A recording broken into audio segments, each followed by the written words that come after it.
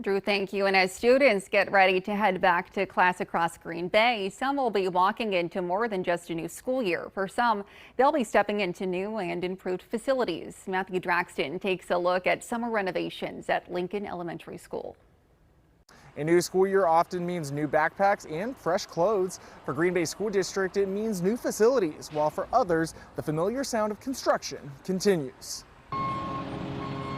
And we are making push, as always, in this short window to wrap up some major construction at multiple sites. There are 10 projects across the district, including minor projects such as HVAC updates, adding classrooms, or renovating aging infrastructure.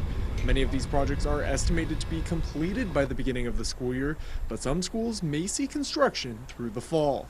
It's a continued ongoing process to make sure that we're monitoring anything that we're doing in the buildings so we do not interrupt classroom time, anything that the students, staff, or community are doing. The goal? To limit student impact and allow students to utilize the space sooner, rather than dragging it out over the span of a few years. We make sure that the sites are safe, functional. Our contractors have been great working with the building administration to make sure they meet their needs. Major projects also include the consolidation of 4 schools into newly built ones.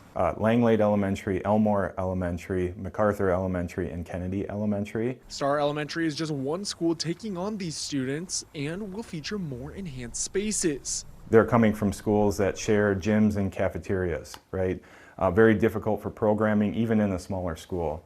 So we've been able to have a gym and a cafeteria separate.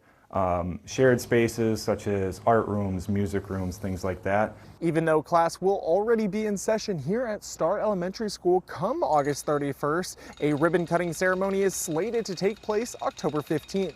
Their parents and family members can tour the new facility and see what construction this summer was all about. In Green Bay, Matthew Draxton, Action 2 News.